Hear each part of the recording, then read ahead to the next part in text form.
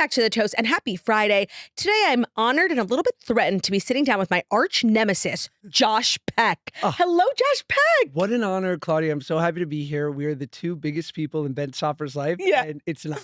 Okay, so I have so many questions for you because we talk about you and the good guys on The Toast almost every single day, and it's almost always negative. Do you know that? I know it's negative. I know you blame us for a lot. I know we're constantly being gaslit. So say more. Yeah, I always wonder because Ben knows about it and he laughs, but sometimes he's like, I think you're taking it too far. And I'm like, I wonder if Josh knows because I know Paige listens and I know a lot of people in Paige's life listen. So I'm like, does Josh know the lore? Here's the lore. It's that Ben had a podcast and it didn't take off. Are you familiar with Ben's first podcast, The Schvitz? I remember, I didn't know that he actually recorded episodes. Yeah, no, they had a couple of months and it just wasn't a good show. It's hard. Yeah, it is. It's hard. And so when Ben wanted to do another podcast and it was with Josh, we were like, oh, this is perfect. I don't think we saw a world in which the show that Ben did would start to eclipse ours, like Hillary Duff and Francia Raisa. And so now we hate you. Okay. And now we hate you. And I hate you also because Ben loves you so much. And it's like, oh, who are you talking to, Josh? It's like, oh, I gotta do this with Josh. And it's like, well, you're my husband. He loves you so much. You're kind of just always kind of superseding me, both in personal and at business. So what do you have to say for yourself, Josh? We're just making so much money. No, we just can't get over it. I love that, Ben. God, what a friend. What a friend I got out of this. He doesn't. I know you know that Ben loves you, but I don't think you know the extent. And I actually only recently realized it too, because with Jackie's husband, and I know you get this all the time, but the show you were on molded the minds of many young men. And we all think of it as this fun show, and it was. But for boys specifically, of our age demographic, you are a hero. And for Ben to be working with his hero, and Ben didn't have a lot of things he loved growing up. He loved the Knicks, but he didn't have I had the Spice Girls. Sure. He loved Drake and Josh. And he also loved Josh because Ben was this chubby kid most of his life. He saw himself in you. And I think the fact that you're his best friend, he can't believe it. I feel the same way. I never knew there would be a boy like Ben Soffer in my life. Right. And I remember, and this is a pretty a pivotal moment in our relationship together. I think it was a year into the pod. And I literally, something switched in my head because until then we're getting used to each other and I'm total child actor energy, the product. You know? We have to deliver. And I think he did something that was so impressive. I said, this friendship is more important than the pod. That's how Ben feels too. I made a turn. And Yeah. I was like, if the pod's successful, great, but it will never be to the detriment of our friendship. And I think the pod is successful because you guys have this really genuine friendship. And obviously I'm threatened by it, but I'm also really happy for you guys. But you're joking, right? Only I'm because 1,000% joking. Yeah, only because we are you're the Toast little brother. But so many people have always said you guys should have a male equivalent show, the roast, where it's the Toast for men. Sort of how Barstool has a lot of daily shows. And we were yeah, sure, whatever. And this just randomly came up. You and Ben just met fortuitously through work, and it wasn't planned. And we really do have this male equivalent now, even though a lot of your listeners are women. We run into them on the street all the time. And Love it. I don't know whose idea it was for you and Ben to call your listeners morons. It was Ben. It is the funniest thing when people come up to us and they're like, I'm a moron. At first I was like, okay, Sure. that's I'm sorry. And it is so funny. It's brilliant. And I think people have really taken their podcast listeners, giving them a name, taken it a little too far. And sometimes it feels really forced. Yes. Oh my God. Morons is hysterical. I just think our secret sauce is that Ben and I are gay. But we love women.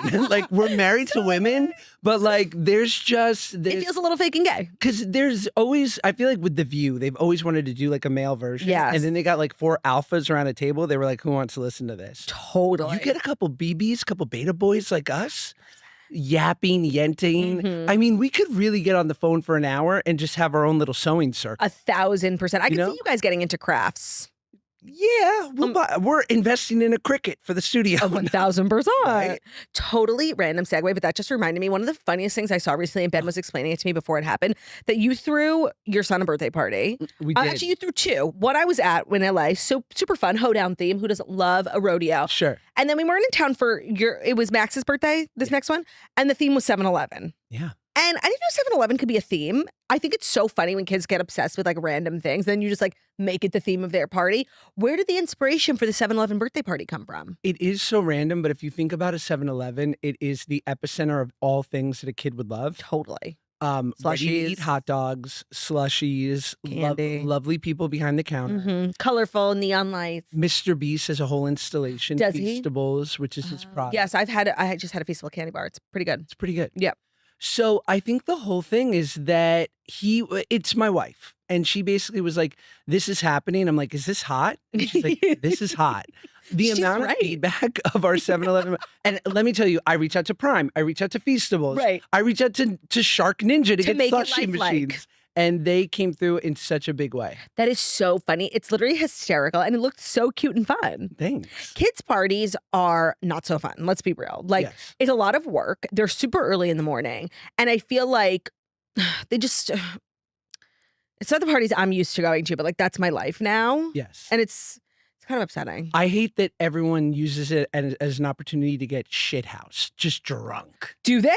Oh, that doesn't happen in is that LA? This is a big LA thing. They'll People be get like, drunk at kids' parties. the kids That's are on fun. the bouncy house. I'm downing 2 Blue Moons and a hard seltzer, and we'll see what happens. I'm like, Mitch, it's 11. Mitch, I want to party with Mitch. That Uh-huh. sounds actually really fun. That's not at all what I was referring to. I feel like they're so just like hard. It's like you're like bending over, picking the kid up, throwing them on the thing, and it's like, ugh, I'm tired. Yeah. I didn't know people were getting lit at kids' parties. Maybe I haven't reached that level of parenthood yet. They're getting totally lit. Hold on. Let's talk backstory real quick. I ran here from Madison Avenue. I'm schwitzing as we talk. Talk to the viewers. I'm getting in that. Yeah, of course, guys. This is kind of like an episode of The Schwitz, Ben's failed original podcast.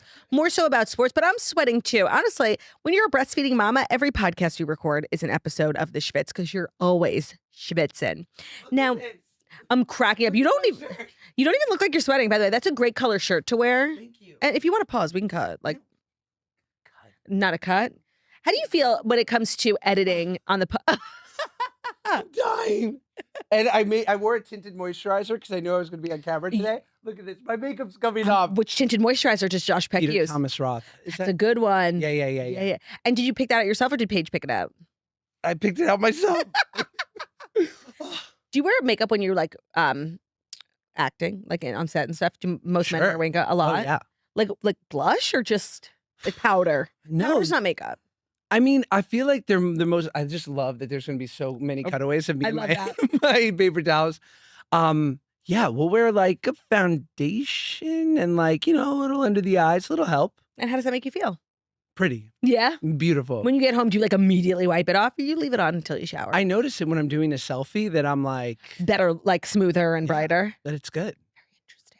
Yeah. Now, we talk on the toast a lot about how acting seems like the worst job in the world. Now, Yeah. obviously, it's like high paid and fabulous. So there are a lot of elements that make people think it's like really glamorous. But I think there are parts of it that people don't realize like are missed, like really long hours. Sometimes you shoot on location away from your family.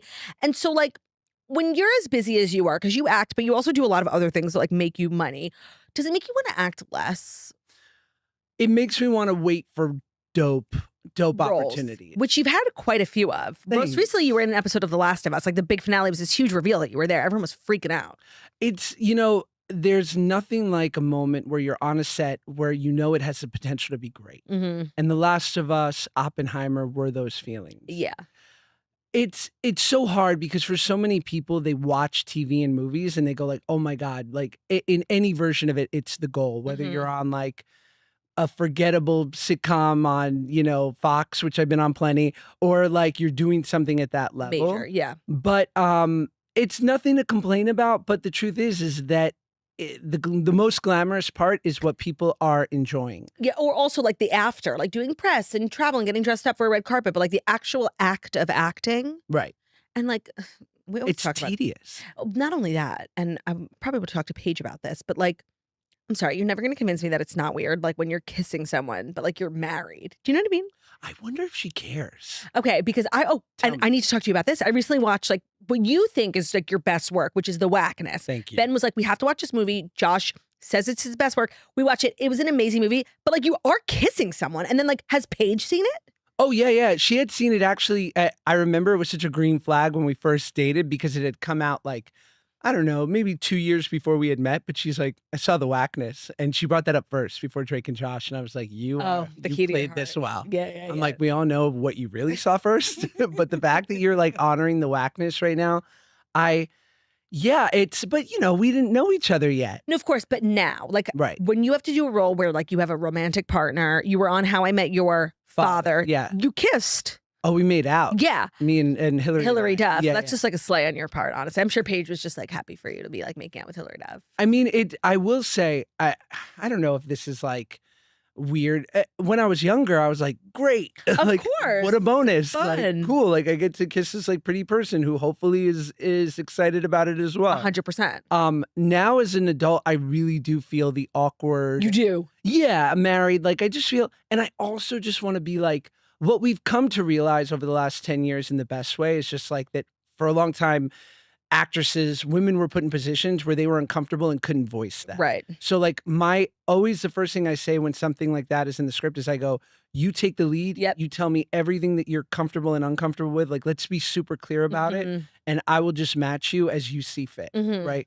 And so, yeah, now it just feels like very much like I want to honor the script, but more superseding that, I want to honor the actress. Love that. Right? Yeah, no, it's definitely, I appreciate you just like acknowledging the weirdness because I think when actors are asked about it, the party line is like, no, it's not weird. It's a part of the job. My husband gets it. And it's like, sure, you're an actor, but you're also a human being. And I'm sorry. Like it's weird. Yeah. And I get that it's a part of your job and I'm sorry, but like just acknowledge that it's weird.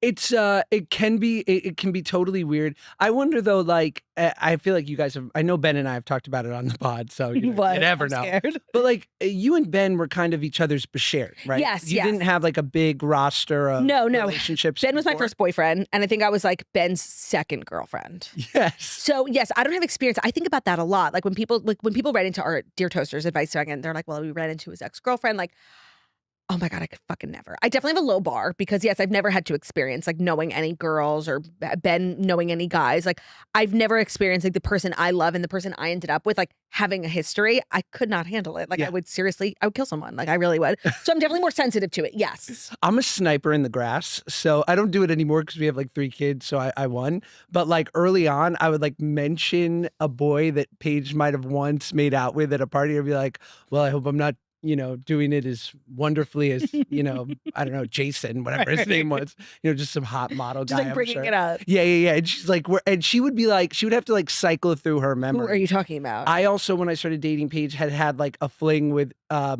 let's just call it an internet personality.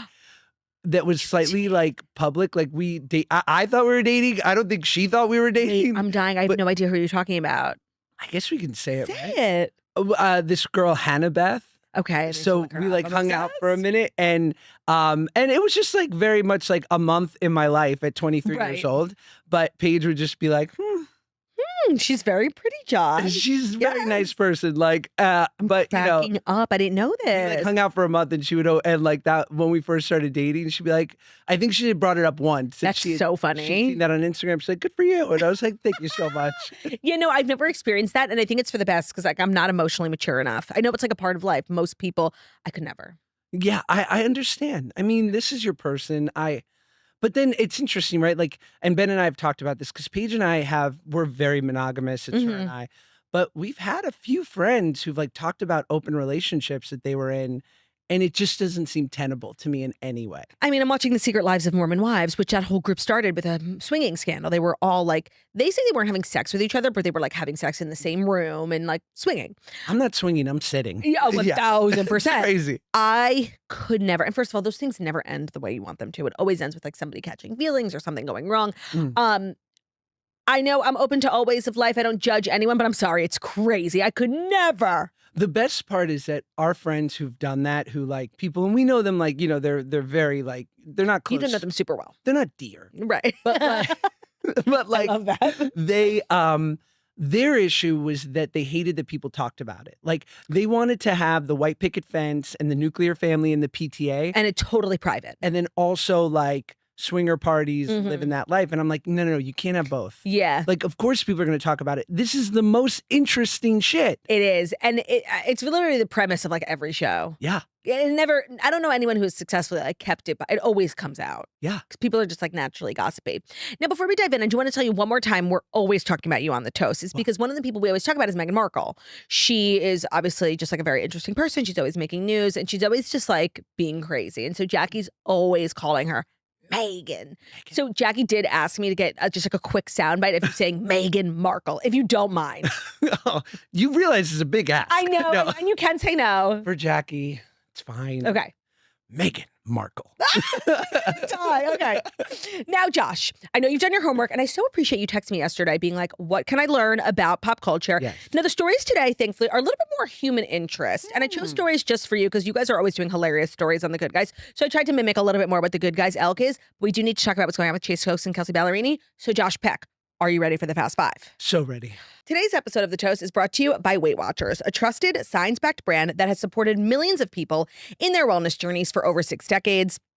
I am one of those people. I have been on Weight Watchers now, I think 3 times. I'm on it right now in more of a maintenance phase. They have a nursing program. I'm breastfeeding, so I need a lot of calories to produce as much milk as I do. I'm still exclusively breastfeeding, and I love that they have a program for me. They really understand the different phases of womanhood.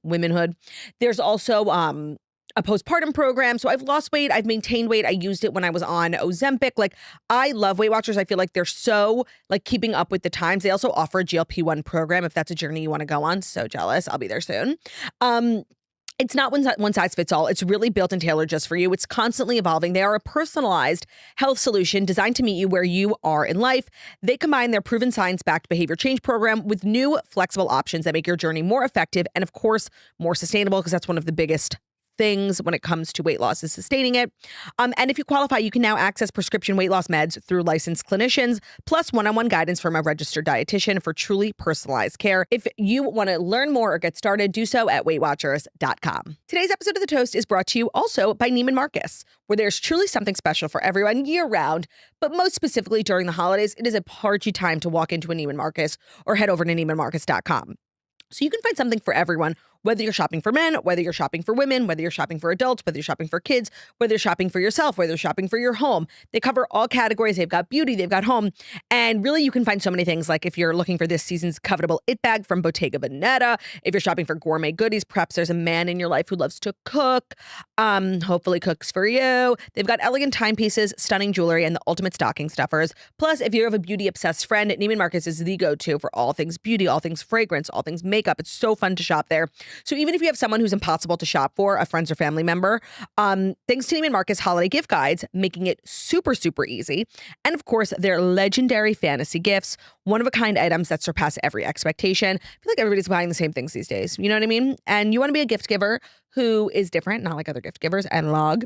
But also, if you want to buy something for yourself, you want to be wearing like the same thing that everybody's wearing to the holiday party. You want to be looking different and special. Do so at Neiman Marcus. If you need a little help, Neiman Marcus style advisors make finding the perfect gift at every price point totally effortless. So if you're looking for gifts that are guaranteed to surprise and delight, head to Neiman Marcus this holiday season and have the best time. Like, seriously, there's nothing more fun than shopping at Neiman Marcus. Have the best time. Today's episode is also brought to you by Velvet Caviar, our favorite tech accessory brand. So I feel like when we think about our style, when we think about accessories, we don't often think about what's going on our phones. And honestly, these days, if you're taking a mirror picture, it's like kind of like a bracelet. So Velvet Caviar is, in my opinion, the best phone case brand. And they're also giving our listeners exclusive access to their Black Friday sale. So Toasters can buy one, get one free on all their phone cases and accessories. The cases are drop tested. So when it comes to like protecting your phone, which is important, obviously we want them to look parchy, but it has to do the job. They totally get it done. The cases are drop tested up to 10 feet. They're MagSafe compatible. They have accessories for the cases like grip rings, wallets, phone charms, more. If you make a lot of content and you want the suction thing on the back of the phone, they make matching ones too. That's what I have. Velvet Caviar itself is a female-founded brand. They're based in New York City, and since 2014, they've been on a mission to merge the world of fashion and tech with their signature pretty yet protective phone cases. I have so many Velvet Caviar phone cases. It's just like an additional way to look put together. So I have a kind of like a blue theme going on my phone right now. I've got one of their blue phone cases with a matching blue sticky, what are those things called? Like a sticky grippy. I also have a MagSafe wallet. Like, they really have accessories for the accessories. And it's just like an extra thing to think about when you're trying to look put together. Even if that got like, if you're going out on a date, like, you know, your phone is unfortunately just like a part of the world now, and you want it to look styled. It's kind of like a purse. I love it. So for the next 24 hours, our listeners can buy one, get one free on all of Velvet Caviar's phone cases and matching accessories with code TOAST. Visit velvetcaviar.com. Use code TOAST at checkout. That's VELVETCAVIAR.com. Use code TOAST for buy one, get one free on phone cases, accessories, and more. Okay. Chase Stokes. Okay. He's putting up some turn Instagram stories. So a little bit of backstory. They were dated for 3 years. This was like supposed to be a rebound relationship for him. She got divorced, wrote this album about her divorce. It went like became a bigger star than ever. Started like dating Chase Stokes. Everybody loved it. It's like, yeah, fuck her ex-husband. And it ended up not being a rebound at all. It was like a very real relationship, 3 years. There were rumors that they broke up. They never confirmed it. He was still liking her photos. They were spotted together in Croatia. So everybody, I think, thought like maybe they went on a break or whatever. The party line was like, they're probably back together. Then last night, he goes and posts like the most turnt Instagram stories of all time. Don't believe the media. I'm blocked. I did nothing wrong. Sorry. I tried. Then he posted another one, be like, sorry to the fans. I know you guys believed in us. Like using the fans. Really turnt stuff. And to be honest, this gave me the ick almost immediately. I assumed at first that he was hacked because this is not something you do to somebody who you were in like a real relationship with. I think a lot of celebrities have like short flings, but this is somebody you lived with for 3 years. Like you don't act like this. Honestly, I don't know why they broke up. Now it's giving like to me, he's the toxic one now. Like this is such a crazy thing to do. Imagine if you and Paige were having issues and you went on your Instagram and you were like, guys, I know you love me and Paige, but she blocked me. Like what? It's so deep. It's so me coded. It's so me coded in my weakest moment. There have been so many times where I wanted to go to the internet and be like, guys, you just have to understand. Right. I'm a good boy. But you cannot. You cannot. Do it. No, I would have ripped that out of Chase's hand. I'd be like, Chase, not today. The urge to clear your name when people are talking about you is real. And I think like a lot of people, they see this and they're judgmental. But unless you've been in the position where like the internet is saying like the biggest lies about you and the best route is to not respond. It's so hard. The human reaction is just to want to immediately clear your name, but you look so crazy. And now I'm like, I don't even think he's clearing his name. The place that he lost me was when he was like kind of pandering to the fans. He was like, I know you guys believed in us, being like, I'm trying to stay together and she's the devil. It's really toxic behavior. And like, I'm officially out on this relationship. I was counting on them. I actually thought that they were going to end up together and I was rooting for them, but I'm currently not, unless I find out that he was hacked. I mean, the truth is, with a name like Kelsey Ballerini, like You can only be a star. only a star. Yeah. Like there's no woman named Kelsey Ballerini at H&R Block. It's so true. There's no Kelsey Ballerini at Au Bon Pond. There's no Kelsey working the Ballerini at counter. Aldi. You know, yes. She was made for the stage. Made to be a star, but agreed. And what it's giving me is, and God bless them both, I hope they're happy, but like she's obviously like in love with him. Yeah, of right? course. Like that's what it's giving, right? Because that reaction of him being like, I'm blocked, to me, it's I would block someone when I was like, I'm so effed up by this. Yeah. That like, I need to remove you from coming into my orbit. It also makes me think like he did something really bad because you don't just block an ex, like unless it ends really poorly, something happened. But if you end it amicably, like you don't block someone. That's like immature. They're like in their 30s. I don't think they would just be blocking people. They're in their 30s. What is your like thesis on blocking people? I'm a big phone number delete. Oh, that's so interesting. You know, I do that too, but for different reasons. It's a hot strat. Why do you do it? Because I find like if I'm talking shit about someone or I'm like thinking about like sending a screenshot being like, how lame is this? And they're in my brain. If I like, let's say I screenshotted your story and I wanted to send it being like, how lame is this? Yeah. But you're in my brain, I would send it to Josh Peck. Like, do you know what I mean? It's my biggest fear and I've done it. So when there's somebody I hate who I would never text anymore, but I might find myself talking shit about them, I delete their phone number for my own safety. This was a thing that I did during dating because I didn't want to be desperate. Like drunk calling, yeah. Yeah, so I would, if I met someone, they gave me their number, whatever, we went on a date. If I texted them once and I didn't get a text back, I would give technology a little bit of like, Maybe they didn't get it. maybe. Okay. Sure. Green bubble. Sure. You know, they're switching wireless providers. For sure. They were going Their phone from fell in a Sprint pond. to T-Mobile, and something got lost in the tower. Sure. So I would write one more text. No response, delete it. Because I would want no temptation to text them again. Follow up. I do that now with like seasonal friends. Because sometimes I'll just feel like I know that if I text again, I'm going to feel bad about me. 1,000%. But then sometimes I get a text from a number I don't recognize, and they'll. But saying who is this is 100% a slay. I love who is this. I agree. And I love how crestfallen they become. Yes, no, it's humbling. Like you didn't answer me. Well, now I don't know you. Yeah. And then, love that. Yeah, photo. But I'm watching The Secret Lives of Mormon Wives, and like when they argue with each other and like they have like a friendship breakup, they block each other. Now, I don't know if this is like a Gen Z thing. I've never blocked anybody that I personally know ever. Like the worst I'll do is unfollow them. To block somebody you know is really crazy.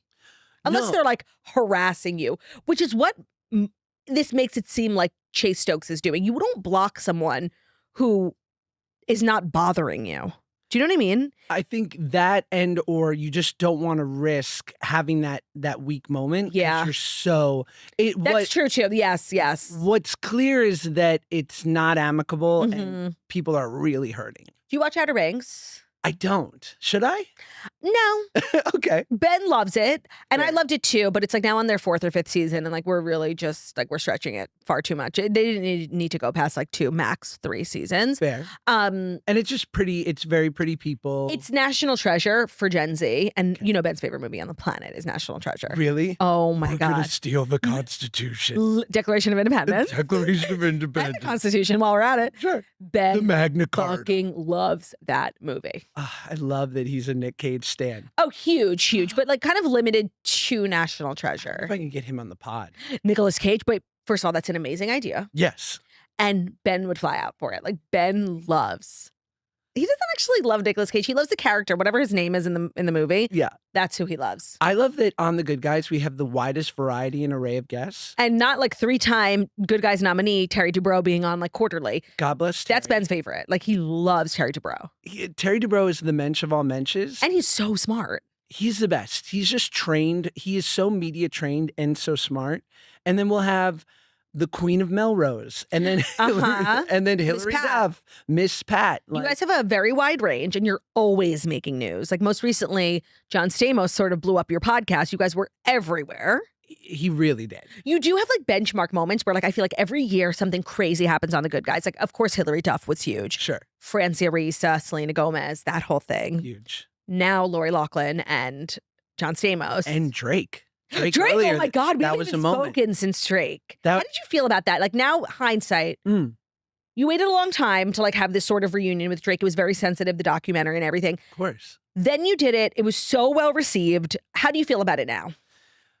And you guys still like talk now, right? I just saw you guys made a video together. Yeah, we're buds. I'm like so proud of him, especially in watching the courage that he had to do that documentary, and then now seeing him as a father, and just like I really look back at that time, and I think what all came to fruition over the last year was like we were kids. Totally. It was all foisted upon you, like all of this trauma. And we were not in a, the ups and downs of our relationship is no surprise to me now, because we were sort of pitted against each other. And no even adult is built to withstand like what you guys were put through on that show. Yeah, I think that's right. And so it makes me so happy to have a great relationship with him. I think it makes everyone so happy. Yeah, I'm like really, because it makes the entire sort of saga voyage of like that time in our life, like it just makes me reflect on it in a positive way. Right, and at least you're able to walk away from it with a great friendship, because you guys walked away with no money. Yeah. You made no money. I read your book, and by the way, one of my favorite celebrity memoirs, which like I feel an expert in celebrity memoirs, is your book. It was so good. Thank you. And not just, I think everybody would be like, oh, what's it like to be a child star? And like, that's but everything that happened after that was like even crazier. I don't think a lot of people know about your journey with sobriety. It was literally the best book. I think about it all the time. I'm always referencing it. And I think it also came out when a lot of child stars memoirs were sort of getting picked up, Jeanette McCurdy, and you guys came from the same world. Your book was amazing. Thanks. I loved it so much. And also just talking about what it was like to be a child star who was heavier than the other child star. And like, and as somebody who struggled with her weight, like you guys, it's such a good book. Thank you. So good. But I think like to Drake's credit, and I think where we finally met in the middle was he always was living in like, but our relationship should be like this. Yeah. And I was living in the past of like, but our relationship was this. How can we get there? And I think we finally come to this moment of like just honoring and respecting each other. And I'm just super happy for him, and I'm glad that the world is happy too. Everyone's obsessed, and that was the good guys are like have sort of like 5 Hall of Fame moments. That was definitely the top one. That was huge. Was that your most downloaded episode? I think that or Hillary might be like. Isn't it insane how famous Hillary Duff is? Like she deserves to be as beloved as she is. That's what Ben said. She's as like, good as amazing. it gets. Yeah. She's as good as it gets. That's good to hear. And she's like a real she's like a mom. She's like a regular gal. She would have so much fun with us. Would she? You know, I have like childhood trauma with Hillary Duff, but I've forgiven her. I know, but listen, I've forgiven her. Whatever happened at the Atlantis and the Bahamas at the baccarat table. I have forgiven. I've moved on. I hope she has too. I'm sure. All right, next But you know, up. Ben wanted us to bring that up on the interview. I'm Oh my like, God, no. I I'm don't. dying. I was like, I don't think we can. The thing is, she was brunette.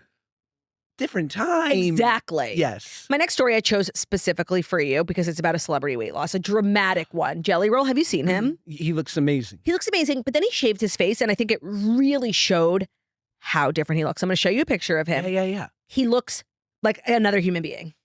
I saw that. I did see that. Insane. He looks amazing. Now, I don't know exactly how much weight that he's lost, but it has been really what's the word I'm looking for? Like Dramatic. it's slow, not slow, but like it's happened over time because I think a lot of people are like, oh, he got weight loss surgery or he's on Ozempic. But I actually feel like we've been talking about Jelly's like slow weight loss, and he was so big that like it's like he had lost 75 pounds and he looked exactly the same. Right. It's been like 2 or 3 years now, and that is how long it takes to like lose this amount of weight. How much weight did you lose total, and how long did it take you? I was probably my biggest. I was like 295 maybe. Okay. And I'm not, I'm like 5'11". Right. So I was like 295, and then at my lowest I was probably 170, and that probably took me 2 Wow. years. I'm like 195 now, but yeah, And that if was my Ozempic biggest. had been like popular at the time that you were going on your journey, Yeah. do you think you would have partook? It's such an incredible thing now, and It's amazing. it's an amazing tool, and I think that anyone who takes issue with it, like it's misguided. I agree. It's Yeah. also probably just like a lack of education. I think so, 100%. I don't know, the way I really look at it is like it was such a short time in my life. Like I really got I was like a cute, chubby kid within reason. Yes, and you till- were a kid, which is important. Like, Well, till I was 13, and then the wheels popped off. right. And I started, eating chocolate different than my fellows. Like I was blacking out in your pantry, like waking up with Capri Sun wrappers, being like, "Where am I?"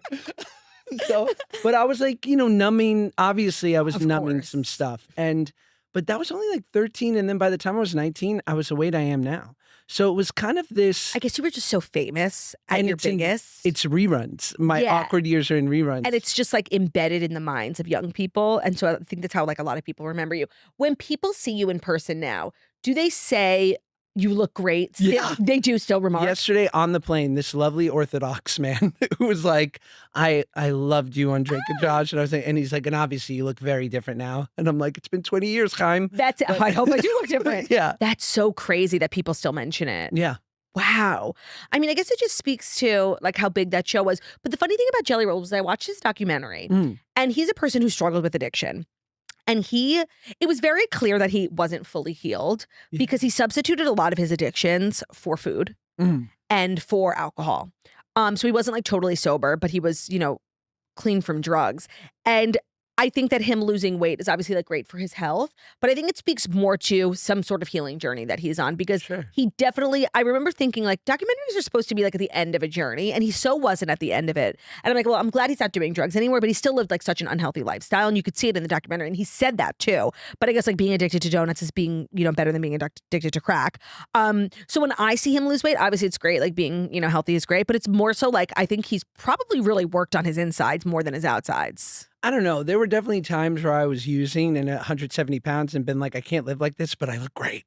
Did you? Oh my God. Well, that's another funny thing. That reminds me of Matthew Perry. When you would watch Friends, you could see the seasons where he was clearly using and seasons where he wasn't because he had such dramatic weight loss. And at the last episode of like season 7 and then the first episode of season 8 are supposed to be the same night. It's like the night something crazy happens. So they leave you on a cliffhanger. And he comes back the next season like 40 pounds underweight. It's insane, but it's supposed to be like the same exact night. Right. And it's clear that like that's at the peak of his use. So yeah, and obviously all of that like playing out on TV, which you experienced too, is like even more damaging. Yeah, I do 12 step, and I have for the last 17 years. And there's like a phrase that if you get sober and you don't do anything to change yourself after, you'll just become a better bank robber. And Interesting. the idea is just like that. Getting sober is sort of the prerequisite, and then it allows you to start doing All like, the work, inner work and the right. growth. And I've known plenty of guys who've had 10, 20, 30 years sober, and they're divorced, smoke 2 packs a day, Right. and only eat fast food. And I'm like, I don't want what you have. Yeah. Dog. Like, So what and do you feel like you worked on most after you like got being sober under your belt? this is a better question for my wife. It's relentless growth. This Yeah. is what's been revealed to me. The only way to coast is by going downhill. Mm-hmm. And like at every turn, I've had to look at these things. In my 20s, it was about like kind of an ego death with facing this idea of who is my identity? Is it Mm-hmm. the actor kid? Is it the provider for my Mm-hmm. family? Is it, or like, am I enough? Right. Yeah. And then in my 30s, I started building these things of having a wife and having kids and whatnot. And then it became like, well, can I really live with another person and have a true relationship and communicate and build this thing?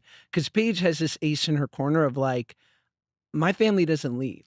Right. We are a strong, healthy family. I just met her mom and her sisters. They're, first of all, like all so gorgeous. Yeah. And they they're were babes. amazing. Like you married into like such a killer family. Yeah. I'm not calling my mother-in-law a babe, by the way. No, by the way, but she's gorgeous. They're beautiful. Yes. They're Tall, like model gazelles. I've never seen anything like it. inside and out. And yeah, and so I've had to learn and I think a lot of people think by the time they get into their 30s, they just go, I'm baked. You know, I'm done. done. Frosting's on. Yeah, I am who I am. I'm funfetti Diane. Mhm. You know what I Yes, mean? Diane. And I'm like, Diane, maybe we could upgrade. Maybe we can add another tier to that cake. Mhm. Maybe you're a little dry. Right. You know what I mean?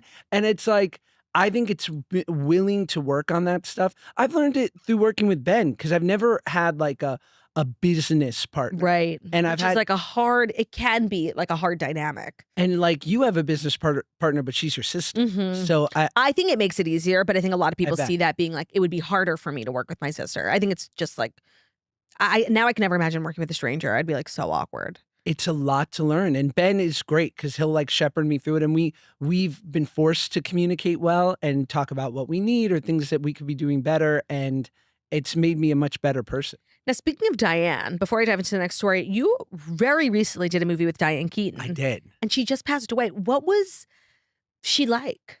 Legend. Yeah, like just what you would think. I did this movie, Summer Camp, and Obsessed. a bunch of legends. Kathy Bates, right? Kathy Bates, Eugene Levy. Wow. It was pretty great. And she was just, first of all, she wore her own wardrobe. Sick. So the clothes in the movie were hers. I love that. She is as brilliant and is like bubbly and charming as you can imagine. But then like I remember after like the third day of filming, she's like, "You're just so cute," and then gave me the finger. She's like, "Have That's a so great Diane. day." And I'm like, Great "That's so Diane." Like she just was. She kept you on your toes. Yeah. But what a legend. That's such a pinch me moment for like I think a lot of people want to work with like who's an actor like whose career you look up to like who's your role model?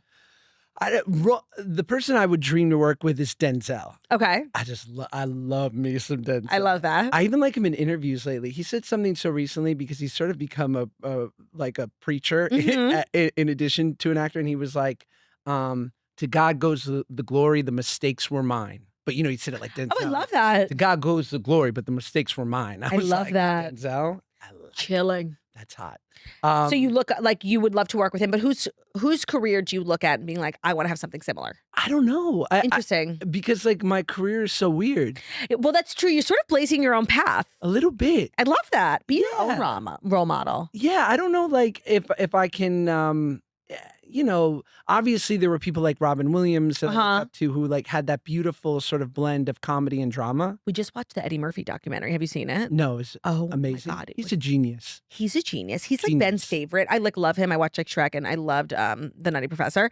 But like I didn't really know the magnitude of how major he was and how famous of a movie star he was. Like long before my time, the documentary was insane. Don't watch the last 20 minutes. Like they let it go on for like 20 minutes too long, which made me hate it. But it was insane.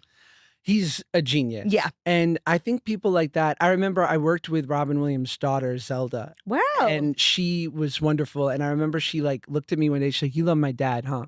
And I was like, "I love your dad." That's so sweet. And she like told me a story about him on the set of Good Morning Vietnam, which was like his first big movie when he came out of the sitcom world.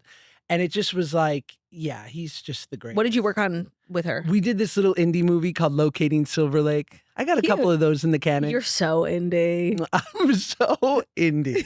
I really am. Okay, somebody who's not indie, Taylor Swift. No. She's making news, more so her brother. He's on Raya. And it's funny how Raya used to be this like extremely like closed door, mysterious thing.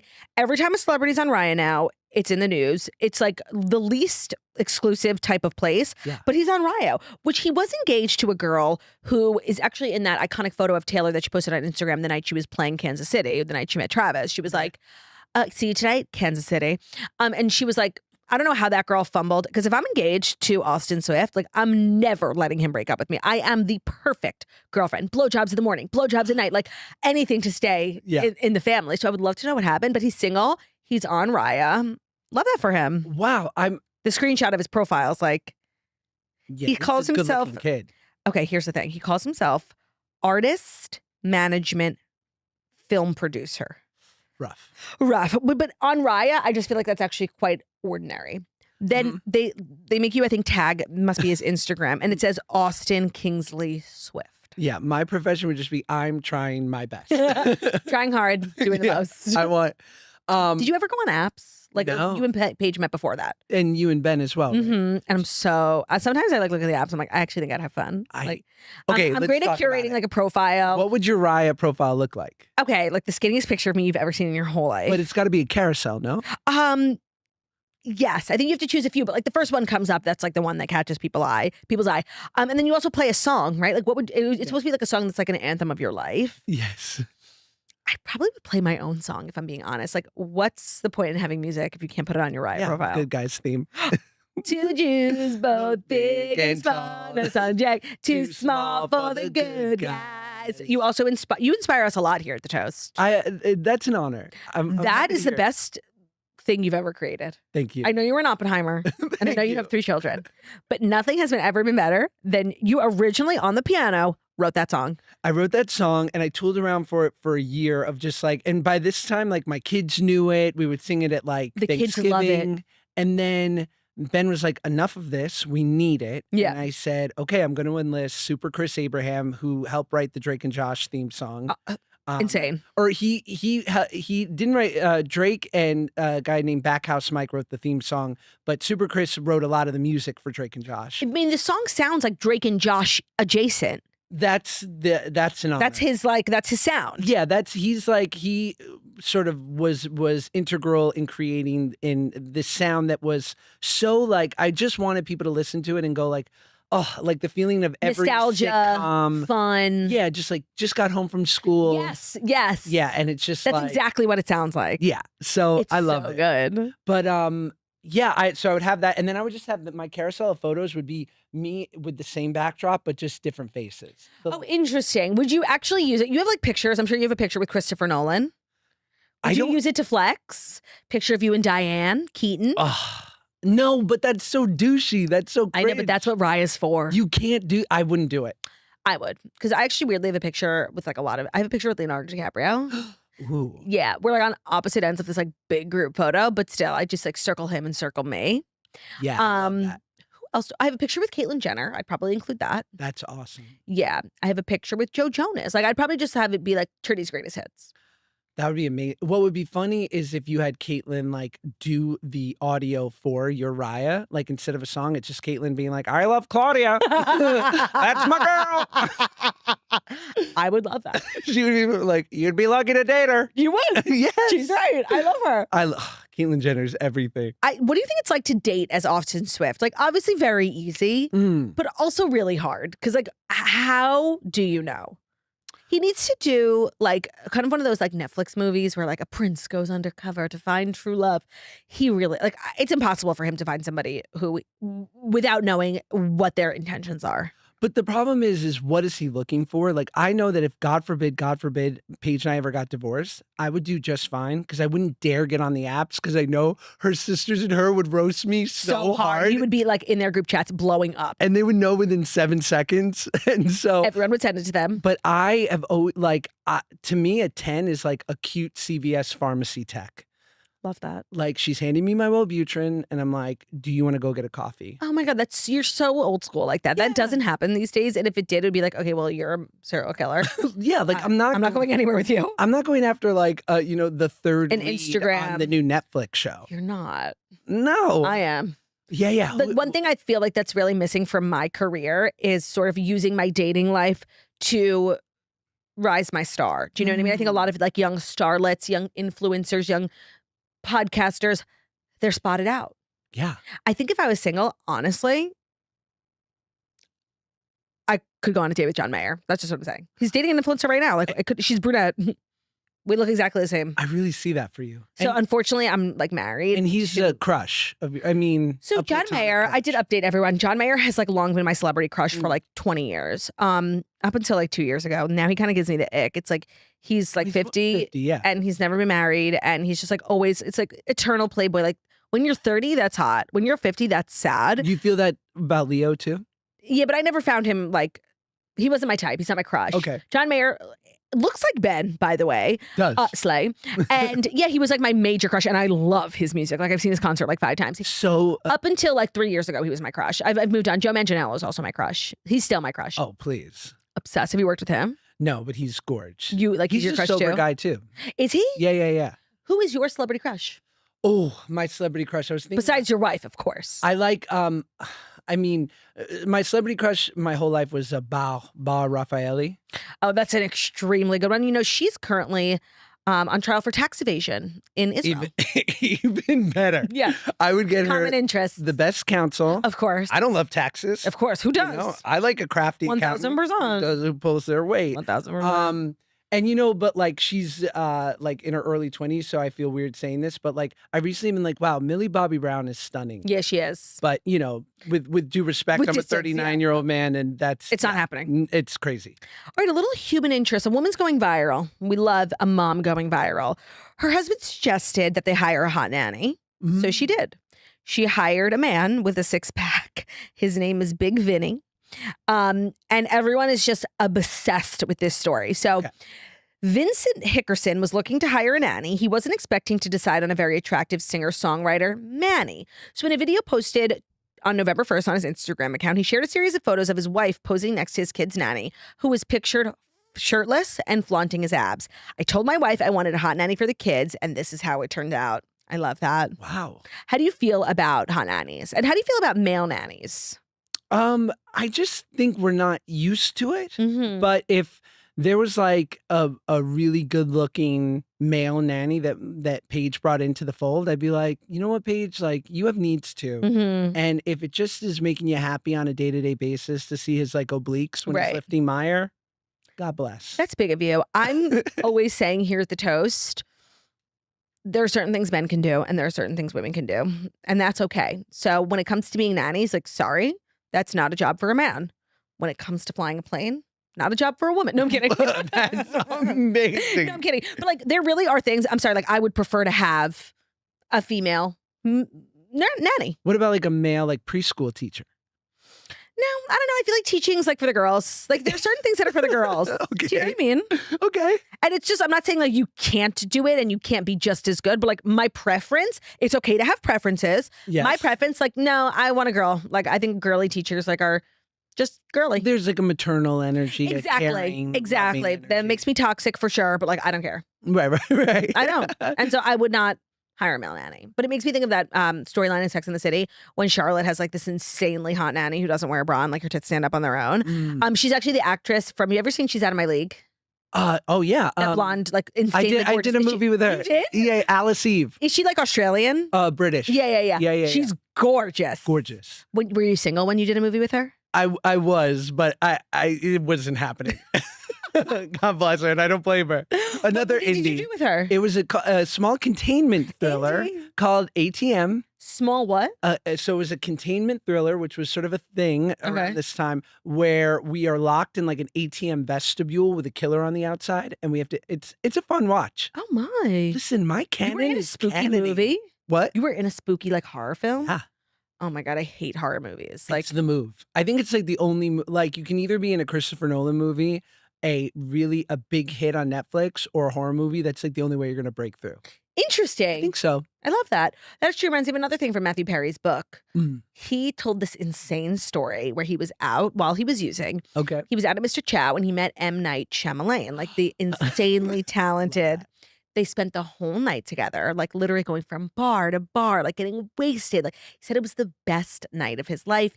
He gave him his contact and was like, I would love to work with you. And M. Night was like, what? Really? The next morning he found out it was just like an Indian guy. It was not M. Night Shyamalan. No. Yeah. I know. It My was God. the craziest story. And that's why he was like, wait, you want to work with me? That's It was an insane story. That's one of brilliant. also like an excellent. I forget when people ask me like my favorite celebrity memoirs, I forget about Matthew Perry's. It was really good. I mean, God bless him. And I will say that I've known a couple people that have worked with him. Like you don't hear a negative thing about it. Really? No, just beloved. Yeah. Beloved. Such a sad story. Yeah. All right. Our fifth and final is some huge news of the world of cheese. Great. And actually, I don't know if you know this. I know that you are a client of the United Talent Agency. What's my Who's phone? calling you? Oh my God, this is horrible. I'm My cracking up. Amazon live stream thing's going off.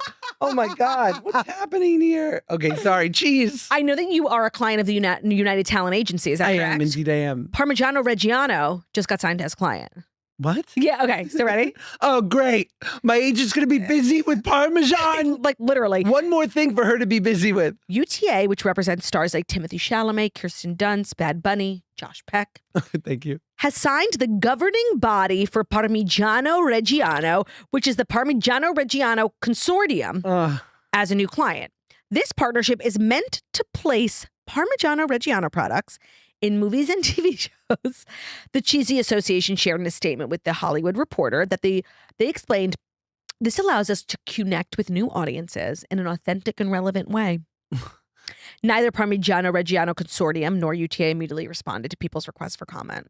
I don't understand how a Wheel of Cheese can have a talent agent, but like that's the world we live in. Like the AI actor. What do you think about the AI actress? What's her name or whatever? She's like taking the world by storm. Let her take over.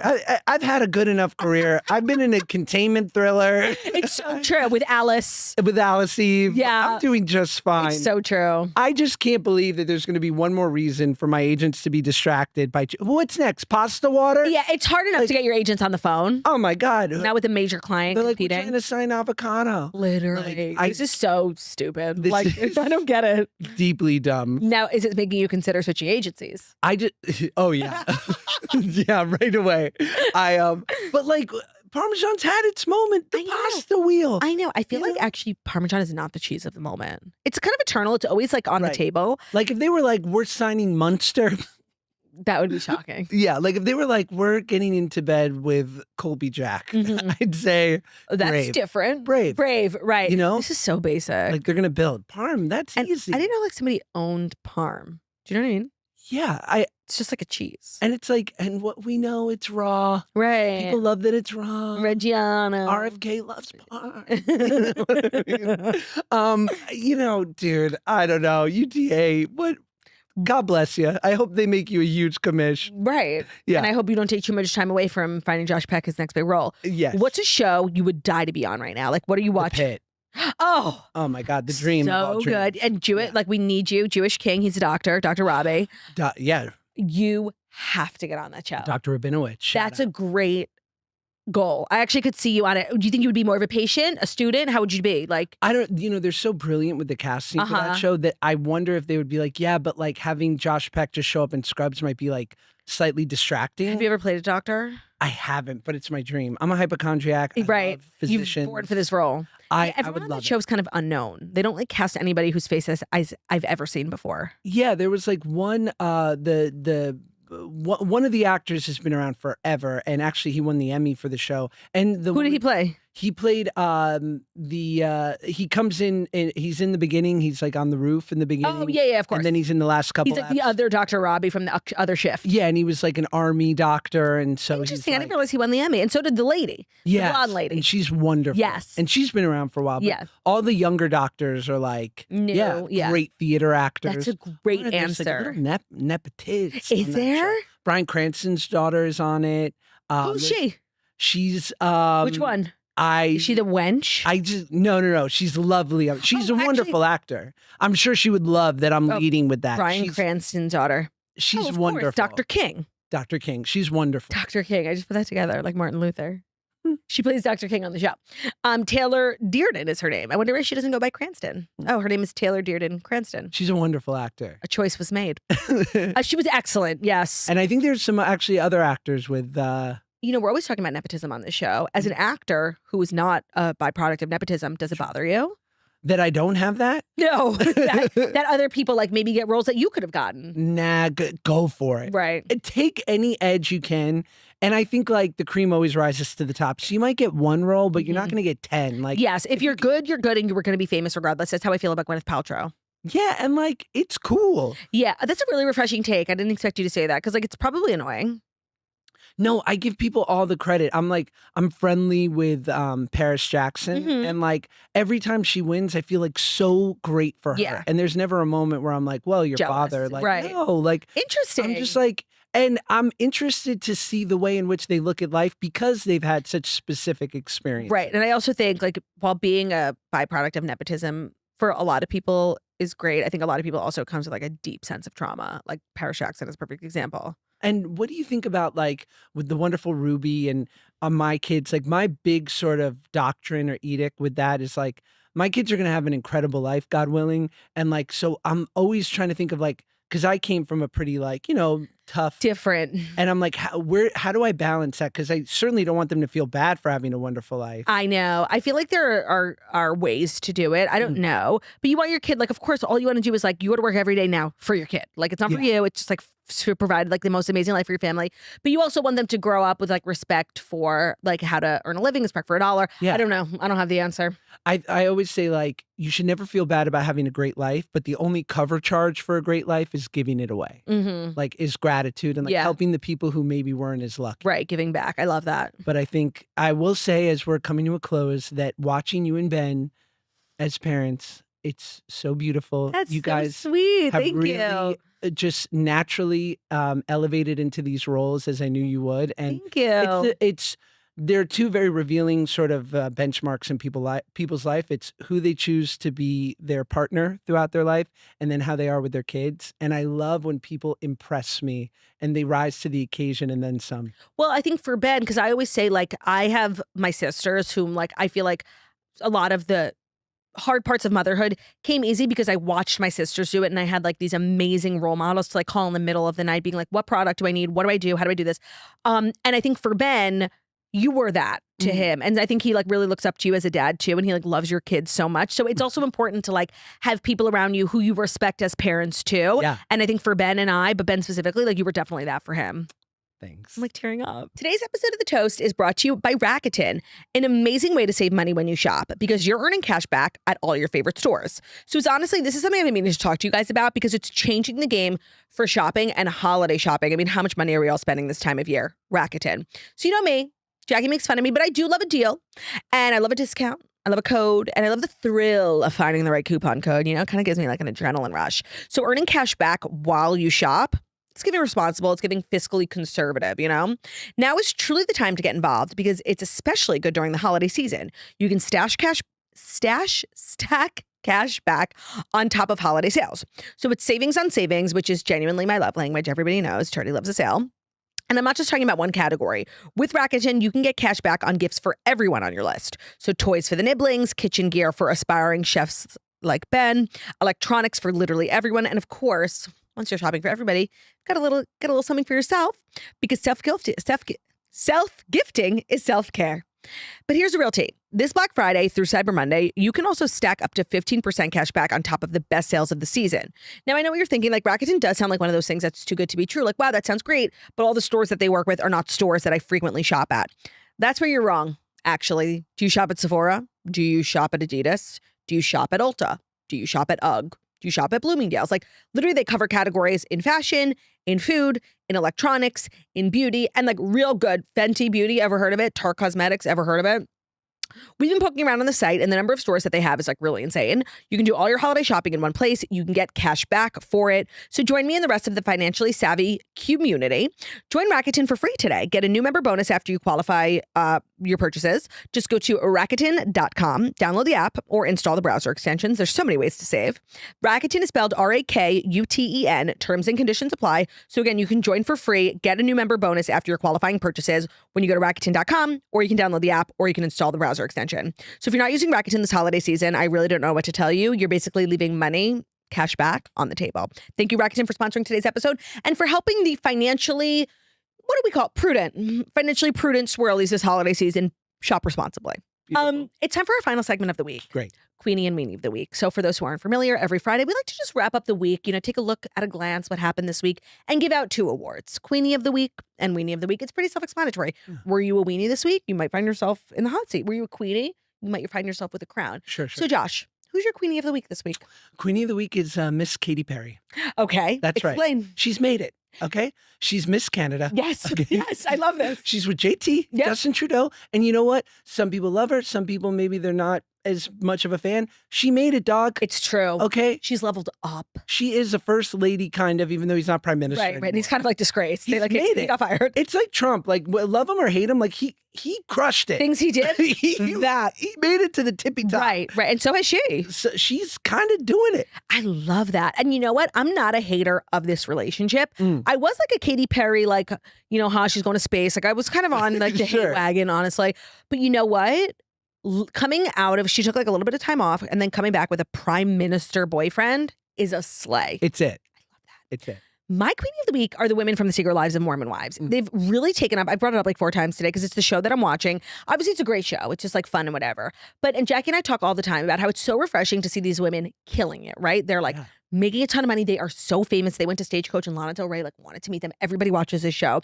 And they're all in some version of motherhood. Half of them are pregnant. Half of them are postpartum. Half of them are nursing. Half of them are getting ready to get pregnant again. Like, Yeah. And I feel like that era of womanhood, like, often gets looked over. It's like, okay, well, like, we'll see you when you're done having babies, and then you can like bounce back, or before. And so to give like the spotlight to women who are like kind of going through exactly what I'm going through, but slaying it, I'm obsessed with them. The show is the best show on TV. They deserve Emmys. Like dead ass, it's the best show ever. Wow. Yes, I they're my love it. Queenies of the week. Weenie, We need Parmesan. That's it. love. I'm coming for you, Parmesan. We're not cool. If on the streets, it's on site. Wow. That's it. Okay. If I see a waiter at a restaurant doing one of these, you know what I'm saying? I'm one gonna of be like, these? That's what you do. That too. I'm like, keep that away from me. My weenie of the week is unfortunately my husband. Oh, Ben. Because I love him more than anything in this world, but he's like embarked on this journey that I personally can't get on board with. Okay. So a couple of days ago, Ben made a turkey. I saw that. Seemed And early. let me tell you, 1000%. But he wanted to make a video, and like all this week, he wanted to like do turkey recipes. So he had to start making the turkey. And then ever since then, he was like been using the turkey for other things. He used the carcass. My house fucking smells. Oh, I bet. And you know what? I feel pregnant again. I didn't realize I hate turkey. Oh my God, the smell is killing me. And it is, when you like have a fireplace and the smell of firewood like seeps into your couch, like you can't get it. Everything smells like turkey. Yesterday, I literally like made a very smelly Asian inspired dinner. I lit 5 candles, nothing. And then I know today he's making stock. Oh, God. Like I'm so fucked. It's over. It's over. I'm sorry, Ben. I love you and I respect your hustle. Like you're crushing it as a food content creator. Amazing. At what cost? I am suffering. My house absolutely smells, and it's like a new house, and like it's still fresh. It's still got that new car smell. Yeah. Oh my God, you guys, it fucking stinks. Ben, you are weenie of the week. You'll know when it's really seeped through, when you can taste it in the ice. Oh my God, that's in him. My coffee did taste like turkey this morning. Yeah. And every time I open the fridge, like the carcass is there because he's like saving all the different pieces and he's put it in Ziploc bags. So there's like a bag of drumsticks, like The worst. a bag of bones and like a bag of white meat and a bag of dark meat. I can't open the fridge, and the fridge is my happy place. I can't open the fridge without like being accosted. And it's making me realize like I actually don't like turkey. No, it's a substandard bird. I love a roast chicken. Yeah. To me, there are a few things better than like a big roast chicken. And normalize, like instead of having a turkey, if you could make me a big roast chicken, I'd be thrilled. The move is to avoid the turkey for Thanksgiving, do all the fun sides, and do steak. That's the Wow, move. I've never had steak at a Thanksgiving dinner. It's what should happen. I love that. Do steak. What is, in your opinion, the GOAT Thanksgiving side? Oh, man. I mean, I do love a green bean casserole. Wow, And okay. Old school. I Old feel like school. that's such a non-Jewish dish. Like the Campbell's soup. Yep. And like the crunchy Onion. I'm really in it for the onions. Of course, everyone's in it for the crunchy. Yeah. Like, but I'm trying to think of, I love a mac and cheese. I love it Mac all. and cheese. I'm really basic. I love a mashed potato. I'm a consistency guy, and I need a crunch. Oh, okay. No, And- I love like a really smooth, almost like soup-like. Like 50% butter, right? Yeah. Butter Oh, and yeah. cream. And then like milk, cream. Yeah. What do you cook?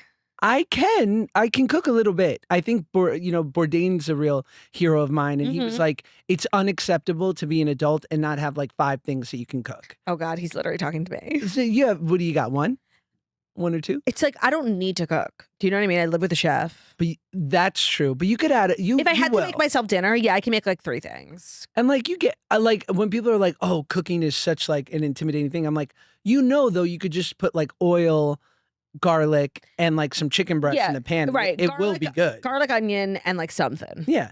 Okay, and so where are you having Thanksgiving? Are you making anything for Thanksgiving? I will probably make something for this charity I work with, Feed the Streets. Yes, you're so good every week feeding the streets. I'm proud of it, and so I'm going to make a massive helping of macaroni and cheese, and half I will bring to the O'Briens for a wonderful Thanksgiving, and half I'll bring to Feed the Streets. That's lovely. Thanks. Guys, if you happen to enjoy what you heard here today, I suppose you could listen to Josh's podcast, dropping episodes Mondays and Thursdays. The Good Guys. Sorry, the just Toast Good Guys. Little brother. And I will say in closing, Claudia, you were really the one who, you were like, you went to bed at 9, you said, my audience loves you separetely. You guys should have a podcast. Did I?